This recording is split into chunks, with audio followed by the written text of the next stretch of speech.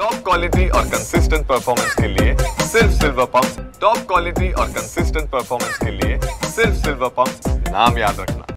सिंधुदुर्ग जिल्ह्यात आज red alert जारी करण्यात आलेला आहे। जर बघितलं तर पुढच्या 24 तासामध्ये मुसळधार पावसाची शक्यता वर्तवण्यात आलेली आहे। सिंधुदुर्ग जिल्ह्यात आहे मी आणि सिंधुदुर्ग जिल्ह्यातलं वातावरण कशा पद्धतीने आहे ते बघताय आपण। जर बघितलं तर समुद्र आहे तो उसळलेला आहे, समुद्राच्या लाटा आहेत त्या किनाऱ्यावर कशा पद्धतीने धडकताय पाहताय।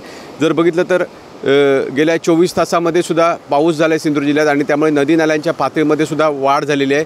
ही जी दृश्य आहेत ते मालवणच्या समुद्रातले आहेत। जर बघताय समुद्राच्या लाटा कशा पद्धतीने किनाऱ्यावर आदळत आहेत। पुढच्या 24 तासामध्ये सुद्धा मुसळधार पावसाची शक्यता वेधशाळेने वर्तविलेली आहे। त्यामुळे किनारपट्टीतील नागरिक आहेत त्यांना अलर्ट राहण्याच्या सूचनासुद्धा देण्यात आलेल्या आहेत। जर बघितलं तर गेले जवळजवळ 7 दिवस सिंधुदुर्ग जिल्ह्यात पाऊस पडतो आहे आणि पावसामुळे जर बघितलं तर जनजीवनावर सुद्धा परिणाम झालेला आहे आणि पुढच्या जवळजवळ 24 तासात सुद्धा मुसळधार पाऊस पडण्याची शक्यता आहे। त्यामुळे जर बघितलं तर एकूणच जर बघितलं तर सिंधुदुर्ग जिल्ह्यात जनजीवन विस्कळीत आहे। अनेक ठिकाणी विद्युत पुरवठासुद्धा खंडित झाल्याचं आपल्याला पाहायला मिळतं आहे। विकास गावकर, TV9 मराठी, सिंधुदुर्ग, मालवण।